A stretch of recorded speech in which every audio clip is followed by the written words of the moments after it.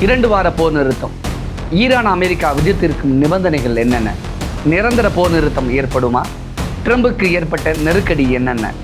இதை பற்றி தான் இந்த வீடியோவில் டீட்டெயிலாக பார்க்க போகிறோம். ஈரான் அமெரிக்கா இஸ்ரேல் போர் ஒரு புதிய கட்டத்தை இப்போ எட்டியிருக்கு. உலகத்தையே மிகப்பெரிய அச்சுறுத்தலுக்கு உள்ளாக்கி வந்த இந்த போரை 2 வாரங்களுக்கு நிறுத்தி வைப்பதா அமெரிக்கா இப்போ அறிவித்தது ஒட்டுமொத்த உலக நாடுகளுக்கும் ஒரு பெரும் நிம்மதியை இப்போ உருவாக்கி இருக்கு. ஈரானும் இந்த போரை நிறுத்துவதா ஏற்றுக்கொண்டிருக்கு. அதாவது ஒரு முழு நாகரிகமே அழிய போகுது அப்படின்னு ஈரானை குறிப்பிட்டு அமெரிக்க அதிபர் ட்ரம்ப் எச்சரிக்கை விடுத்திருந்த நிலையில் அடுத்து என்ன நடக்குமோ அப்படிங்கிற பதப்பதைப்பும் ஒரு பதற்றமும் ஒட்டுமொத்த உலகம் முழுவதும் எழுந்தது. ஹர்முஸ் நீரிணையை தனது மிகப்பெரிய போர் ஆயுதமாக ஈரான் இந்த போரில் ரொம்ப சாமர்த்தியமாக பயன்படுத்திக்கிடுச்சு அப்படின்னே சொல்லலாம். இந்த போரில், அமெரிக்காவுக்கு எதிரான இந்த போரில் ஈரான் மிகப்பெரிய ஒரு ஆயுதமாக தான் அந்த ஹர்முஸ் நீர் வழியை பயன்படுத்திக்கிடுச்சு. இது ஒட்டுமொத்த உலக நாடுகளுக்கு மிகப்பெரிய ஒரு நெருக்கடியை கொடுத்துனுச்சு. உலகம் முழுமைக்கும் மிகப்பெரிய அளவில் எரிபொருள் கொண்டு செல்லக்கூடிய அந்த எரிபொருள் கொண்டு செல்ல பயன்படுத்தக்கூடிய அந்த நீர்வழி பாதையை ஈரான் தனது முழு கட்டுப்பாட்டில் வைத்திருந்ததுனால அந்த எரிபொருளை ஏற்றி செல்லக்கூடிய கப்பல் இந்த நீரிணையை கடந்து செல்ல முடியாமல் நடுக்கடலையே அப்படியே டோட்டலாக முடக்கப்பட்டுச்சு. இதனால் பல உலக நாடுகள்லையும் எரிபொருள் தட்டுப்பாடு ஏற்பட்டுச்சு. இன்னொரு பக்கம் கப்பலில் இருக்கக்கூடிய ஊழியர்களுடைய நிலைமையும் கேள்விக்குறியாக மாறினுச்சு. இந்த சூழ்நிலை தான் பல உலக நாடுகள்லாம் போர் நிறுத்தம் செய்வதற்கான முனைப்பில் ரொம்ப தீவிரமாகவே இறங்குனுச்சு. ஆரம்பத்தில் போரில் தீவிரமாக இருந்த அமெரிக்க அதிபர் ட்ரம்ப் நாளாக உள்நாட்டிலேயே ட்ரம்புக்கு எதிரான ஒரு எதிர்ப்பு ஏற்பட்டு அங்கே இருக்க அமெரிக்க மக்களே ட்ரம்புக்கு எதிராக போராட்டத்தில் ஈடுபட ஆரம்பித்ததுனால அடுத்து என்ன செய்கிறது அப்படின்னு ட்ரம்புக்கு ஒன்றுமே புரியாமல் தவிச்சதோட விளைவு வாய்க்கு வந்ததெல்லாம் ட்ரம்ப் பேச ஆரம்பித்தார். ஒரு பக்கம் அமெரிக்காவிலே ஏற்பட்ட எதிர்ப்பு ஒரு பக்கம், இன்னொரு பக்கம் அமெரிக்காவிலேயே எரிபொருள் தட்டுப்பாடு ஏற்பட்டு அமெரிக்காவையும் சும்மா புரட்டி போட்டுச்சுன்னே சொல்லலாம். ரிசர்வில் வைத்திருந்த எரிபொருள் வேகமாக தீர்ந்து வரக்கூடிய நிலையில் அமெரிக்காவில் இருக்கக்கூடிய எல்லா மாகாண மக்களுமே கடுமையாக ட்ரம்புக்கு எதிர்ப்பு தெரிவித்து கண்டன குரல்களையும் எழுப்பினாங்க. இதனால் அடுத்தடுத்து என்ன செய்கிறதுன்னு தெரியாமல் அமெரிக்க அதிபர் ட்ரம்பு ஒரு வழியாக நம்ம போரை தற்காலிகமாக நிறுத்திடலாமா அப்படிங்கிற முடிவுக்கு வர தொடங்கினார். அதே நேரத்தில் இன்னொரு பக்கத்தில் அமெரிக்காவுக்கு நட்பு நாடுகளாக இருக்கக்கூடிய அமெரிக்கா உள்ளிட்ட நேச நாடுகளும் அமெரிக்காவுக்கு மிக கடுமையான நெருக்கடி கொடுக்க ஆரம்பித்தாங்க. அதே மாதிரி குறிப்பாக இந்தியா, சீனா போன்ற சில நாடுகளுக்கு மட்டும்தான் ஹர்முஸ் ஜலசந்தியை பயன்படுத்த அனுமதித்த ஈரான் பிற நாடுகளை அந்த கடல் வழி தடத்தில் டோட்டலாகவே அனுமதிக்கலை. அந்த கப்பல்கள் ஹர்முஸ் அந்த ஜலசந்தி எல்லையிலே காத்திருக்கக்கூடிய ஒரு அவல நிலையும் சூழலும் ஏற்பட்டுச்சு. அதனால் அந்த கப்பலில் இருக்கக்கூடிய ஊழியர்களுக்கு குடிநீர், உணவு பரிமாற்றம் கூட துளி அளவு கூட நடக்கவே கிடையாது. இதனால் அந்த கப்பலில் இருக்கக்கூடிய ஊழியர்கள் பெரிய அளவில் பாதிக்கப்பட்டாங்க. அமெரிக்காவுக்கும் ஈரானுக்கும் மத்தியஸ்தம் செஞ்ச பாகிஸ்தான் கூட இந்த எரிபொருள் தட்டுப்பாடுனால மிகப்பெரிய அளவில் மிக கடுமையாக தாக்கு பிடிக்க முடியாமல் மிக கடுமையாக பாதிக்கப்பட்டாங்க. பாகிஸ்தானில் கூட இந்த எரிபொருள் தட்டுப்பாட்டை கட்டுப்படுத்துவதற்கு நைட்டில் இரவு நேர லாக்டவுன் போடக்கூடிய ஒரு அவல நிலையும் பாகிஸ்தானில் ஏற்பட்டுச்சு. இந்த சூழ்நிலை தான் ஹர்முஸ் நீரிணையை ஈரான் பிடியிலிருந்து மீட்க எல்லா நாடுகள் முன்வர வேண்டும் அப்படிங்கிற அழைப்பையும் அமெரிக்க அதிபர் ட்ரம்ப் ஒட்டுமொத்த உலக நாடுகளுக்கும் அழைப்பு கொடுத்திருந்தார். ஆனால் பெரும்பாலான நாடுகள் அமெரிக்காவோடு இணைய மறுத்துருச்சு. அமெரிக்காவுடைய கூட்டாளியாக இருக்கக்கூடிய பல உலக நாட்டு தலைவர்களையே அமெரிக்காவையும் ட்ரம்பையும் மிக கடுமையான விமர்சனத்தை முன் வச்சாங்க. இதுவும் ட்ரம்புக்கு மிக ஒரு நெருக்கடியை ஏற்படுத்துனுச்சுன்னே சொல்லலாம். அமெரிக்கா இஸ்ரேலுக்கு எதிரான இந்த போரை ஈரான் மிக கடுமையாக எதிர்த்து கொண்டுகிட்டு இருக்கு. பல முக்கிய தலைவர்களை யுத்தத்தில் இழந்த ஈரான் இனி இழப்பதற்கு எதுவுமே கிடையாது அப்படிங்கிற எண்ணத்தில் அமெரிக்கா இஸ்ரேல் இலக்குகளை குறி வச்சு கடுமையாக தாக்கிக்கிட்டு வராங்க. குறிப்பாக அமெரிக்கா துருப்புகளை பயன்படுத்தக்கூடிய வளைகுடா நாடுகளில் ஈரான் இலக்கு வைத்து தொடர்ந்து தாக்குதல் நடத்திக்கிட்டு வருது. அந்த நாடுகள் மிகப்பெரிய இழப்பை சந்திக்கக்கூடிய சூழலும் இப்போ உருவாகியிருக்கு. வளைகுடா நாடுகளில் இருக்கக்கூடிய மிக முக்கியமான பொருளாதாரமான கச்சா எண்ணெய் உற்பத்தி மையங்கள் இந்த போரால் டோட்டலாகவே நிலைகுலைஞ்சு போயிடுச்சு. வளைகுடா நாடுகளின் உள்கட்டமைப்புகளும் பெரிய அளவில் பாதிப்பை சந்திச்சுக்கிட்டு இருக்கு.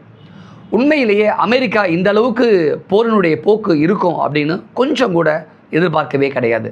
சில நாளில் தாக்கு பிடிக்காமல் சில நாள்லே போர் முடிஞ்சிடும், கொஞ்ச நாளே ஈரான் தங்களிடம் அடிபணிஞ்சிரும் அப்படின்னு ட்ரம்ப் தப்பு கணக்கு போட்டதோட விளைவு ஒட்டுமொத்த உலக நாடுகளும் மிகப்பெரிய ஒரு பாதிப்பை இப்போ சந்திச்சுக்கிட்டு இருக்கு.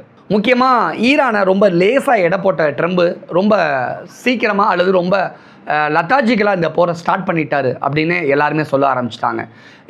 ஈரானுடைய உச்சபட்ச தலைவரான கமேனி உயிரிழந்த பிறகு இந்த போர் முடிவுக்கு வந்துவிடும் அப்படின்னு ட்ரம்போட எதிர்பார்ப்பாக இருந்துச்சு. ஆனால் ஈரான் அவ்வளவு சாதாரணமாக இந்த போரை எடுத்துக்கிட்டது கிடையாது. என்னையும் சேர்த்து ஈரானில் உள்ள 1,40,00,000 பேரும் போரில் உயிர் தியாகம் செய்ய தயாராக இருப்பதாக ஈரான் அதிபர் மசூத் பேசியதோட விளைவு ஒட்டுமொத்த உலக நாடுகளுக்கும் ஒரு அதிர்வலையை, ஒரு விதமான ஒரு ஈர்ப்பை உண்டு பண்ணுச்சுனே அப்படின்னு சொல்லலாம். முக்கியமாக ஈரான் மக்களை மிகப்பெரிய அளவில் அது கவர்ந்து இழுத்துச்சு. வெளிநாடுகளில் இருக்கக்கூடிய ஈரான் மக்களே இதை வரவேற்பு தெரிவித்து பேசுனாங்க. இனிமேல் இழப்பதற்கு எங்ககிட்ட ஒன்றும் இல்லை, எங்கள் உயிர் தான் இருக்குது, சாகிற வரைக்கும் நாங்கள் போர் செய்ய தயார் அப்படின்னு நிறைய ஈரான் மக்கள் வெளிநாடுகளிலிருந்து குரல்கள் எழுப்பினதும் அமெரிக்க அதிபர் ட்ரம்புக்கு மிகப்பெரிய ஒரு பின்னடைவை ஏற்படுத்திருந்துச்சு. இதனால் ஈரான் இப்போ என்ன மனநிலையில் இருக்குது அப்படிங்கிறது வெளிப்படையாக உலக நாடுகளுக்கு தெரிய வந்துச்சு. உலக நாடுகளும் உதவிக்கு வராத நிலையில் ஈரான் முடங்கி வைத்திருக்கக்கூடிய ஹர்முஸ் நீரிணையை கைப்பற்ற அமெரிக்கா எடுத்த எல்லா முயற்சிகளையுமே ஈரான் டோட்டலாகவே முறியடிச்சிச்சு. அந்த முயற்சிகள் பெரிய அளவில் அமெரிக்காவுக்கு பயனளிக்கவே கிடையாது. இந்த சூழலில் தான் போர் நிறுத்தம் செய்வதற்காக ஈரானுக்கு அமெரிக்கா 15 முன்மொழிவுகளை விதித்தது. ஈரான் தற்போது தங்களிடம் உள்ள அணுசக்தி கட்டமைப்புகளை கலைக்க வேண்டும், அணு ஆயுதம் தயாரிப்பதற்கான எந்த ஒரு முன்னெடுப்பும் செய்ய மாட்டோம் அப்படிங்கிற வாக்கு கொடுக்க வேண்டும், ஈரானிய பிரதேசத்தில் இருக்கக்கூடிய யுரேனியம் செறிவூட்ட அந்த நடைபெறக்கூடிய அந்த விஷயங்கள்லாம் டோட்டலாக இனிமேல் செய்யக்கூடாது. ஈரான் தங்களிடம் இருக்கக்கூடிய சுமார் 450 கிலோ செறிவூட்டப்பட்ட யுரேனியம் கையிருப்பை சர்வதேச அணுசக்தி முகமையிடம் ஒப்படைக்க வேண்டும். சர்வதேச அணுசக்தி முகமை மற்றும் ஐநா அணுசக்தி பார்வையாளர்கள் ஈரான் முழுவதும் சோதனையிட முழு அனுமதியும் வழங்க வேண்டும். வெளிப்படைத்தன்மையும் இந்த விஷயத்தில் தர வேண்டும். ஈரான் தங்களுடைய பிராந்தியத்தில் பயங்கரவாதிகள் செயல்படுவதை டோட்டலாக தடுக்க வேண்டும். பயங்கரவாதிகளுக்கு நிதி, ஆயுதம் போன்றவற்றை வழங்குவதை டோட்டலாக நிறுத்தணும். ஹர்முஸ் ஜலசந்தியை உடனடியாக திறக்கணும். அது சுதந்திரமான கடல்வழி பாதையாக செயல்பட வேண்டும். ஈரானுடைய ஏவுகணை திட்டத்தில் அது தயாரிப்பு எண்ணிக்கையும் அது சென்று தாக்கக்கூடிய தூரத்தையும் குறைக்கணும். எதிர்காலத்தில் ஈரான் ஏவுகளை பயன்படுத்தினாலும் கூட அது தற்காப்பிற்காக மட்டும்தான் இருக்கக்கூடிய வகையில் தான் அந்த ஏவுகணைகளை தயாரிக்கணும். தொலைதூரம் சென்று தாக்கக்கூடிய ஏவுகணைகளை ஈரான் தயாரிக்கக்கூடாது அப்படின்னு அமெரிக்காவுடைய முன்மொழிவுகள் இருந்துச்சு. இதை டோட்டலாக முழுமையாக நிராகரித்த ஈரான் பதிலுக்கு 10 நிபந்தனைகளை விதிச்சிச்சு. அடுத்ததாக ஈராக், லெபனான், ஏமன் மீது நிகழ்த்தப்படக்கூடிய தாக்குதலை உடனடியாக நிறுத்தணும். மத்திய கிழக்கில் அனைத்து மோதல்களையும் முடிவுக்கு கொண்டு வர வேண்டும். ஈரான் மீது அமெரிக்கா விதித்துள்ள அனைத்து தடைகளையும் உடனடியாக நீக்க வேண்டும். இதற்கு பதிலாக ஈரான் ஹர்முஸ் நீரிணையை உடனடியாக திறந்துவிடும். ஆனால் ஹர்முஸ் வழியாக செல்லக்கூடிய ஒவ்வொரு கப்பலுக்கும் $2 மில்லியன் ஈரான் கட்டணமாக விதிக்கும். ஈரான் இந்த கட்டணங்களை ஓமன் நாட்டுடன் பகிர்ந்து கொள்ளும். ஹர்முஸ் வழியாக உலக நாடுகளுடைய கப்பல் பாதுகாப்பாக செல்வதற்கான விதிகளை ஈரான் தொடர்ச்சியாக வழங்கும். ஈரான் ஹர்முஸ் கட்டணங்களை இழப்பீடுகளுக்கு பதிலாக புனரமைப்பு பணிகளுக்கு ஈரான் பயன்படுத்தி கொள்ளும் அப்படின்னு ஈரான் கிட்டத்தட்ட 10 நிபந்தனைகளை அமெரிக்காவுக்கு விதிச்சிருக்கு. இதற்கிடையே ஏப்ரல் 10 இரு தரப்பினரும் இணைந்து பேச்சுவார்த்தை நடத்துவதற்கான ஏற்பாடுகளை சில உலக நாடுகள் செய்து வரக்கூடிய சூழலில் அமெரிக்க அதிபர் ட்ரம்ப் மார்ச் 26 ஈரானினுடைய மின்சார கட்டமைப்பு மீதான தாக்குதல்களை 10 நாட்களுக்கு நிறுத்தி வைப்பதாக அறிவித்தார். அதற்குள்ள ஈரான் ஒப்பந்தம் போட வேண்டும் என்று ட்ரம்ப் எச்சரிக்கை விடுத்திருந்தார். ட்ரம்ப் விதித்த காலக்கெடு ஏப்ரல் 6 நிறைவடைந்த நிலையில் அவர் தன்னுடைய ட்ரூத் சோஷியல் பக்கத்தில் ஈரானுக்கு ஒரு ஒப்பந்தம் செய்யவும் அல்லது ஹர்முஸ் நீரிணையை திறக்கவும் நான் 10 நாட்கள் அவகாசம் கொடுத்தது நினைவிருக்கிறதா? நேரம் குறைந்து வருகிறது. 48 மணி நேரத்தில் அவர்கள் மீது முழுமையான அந்த தாக்குதல் நரகம் இறங்கும் அப்படின்னு ட்ரம்ப் பேசியிருந்தது, அந்த பதிவிட்டிருந்தார். ஈரானுடைய முழு மனித நாகரிகமே செவ்வாய்க்கிழமை இரவுக்குள் அழிக்கப்படும் அப்படின்னு நேரடியாக ட்ரம்ப் எச்சரிக்கை விடுத்திருந்தார். இது உலகம் முழுவதையுமே மீண்டும் பதட்டத்துக்கு உள்ளாக்குனுச்சு. ஆனால் இதற்கு ட்ரம்போடைய ஆதரவாளர்கள் கடும் கண்டனம் தெரிவித்தாங்க.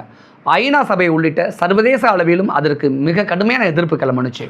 அடுத்து என்ன நடக்குமோ அப்படின்னு உலகமே பதப்பதச்சு போயிருக்கக்கூடிய அந்த சூழல், இந்த எதிர்பார்ப்புகளுக்கு மத்தியில் தான் திடீர்னு ஈரான் மீதான தாக்குதலை 2 வாரங்களுக்கு நிறுத்தி வைப்பதாக ட்ரம்ப் இப்போ அறிவிச்சிருக்காரு. ஈரான் பேச்சுவார்த்தைக்காக முன்வைத்த நிபந்தனைகளையும் அவர் ஏற்றுக்கொண்டிருக்காரு. அதே போல் ஈரானும் இந்த போரை நிறுத்துவதற்கு சம்மதம் தெரிவிச்சிருக்கு. ஹர்முஸ் ஜலசந்தியை அனைத்து நாடுகளும் பயன்படுத்தக்கூடிய வகையில் அந்த கடல் வழித்தடத்தை திறப்பதா ஈரான் தற்போது அறிவிச்சிருக்கு. ஈரான் மீதான தாக்குதல் நிறுத்தப்பட்டால் ஈரான் படைகளும் தாக்குதலை நிறுத்திவிடும் அப்படின்னு ஈரான் தரப்பில் இப்போ தெரிவிச்சிருக்காங்க.